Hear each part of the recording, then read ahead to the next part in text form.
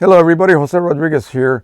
Normally I try to discuss or bring to you guys proven information, and often I try to stay away from rumors. But with the P800, it has been talked, thrown around that the cartridges that had been sold as auto reset type refillable carts did work initially.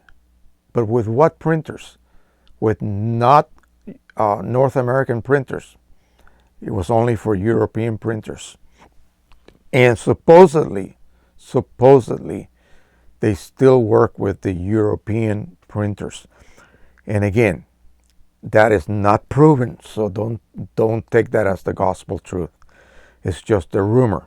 And I will put it in the rumor playlist, so that you guys know for sure that this is not a proven fact. Now, the assumption or theory is that you would be able to flash your printer with the European firmware, and that would allow it to then accept these refillable chips and refillable cartridges, auto reset chips. The chips that I bought, the cartridges that I bought the other day, are not working with my printer. They are received with a red X, rejected. And it may be that. It may be that. So, again, I have no way of proving that.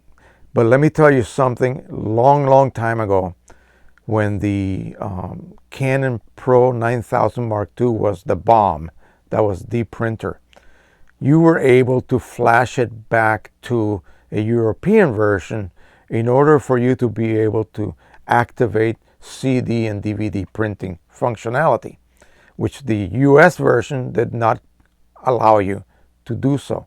Even though the printer came with a CD DVD tray, the printer would not allow you to print to discs.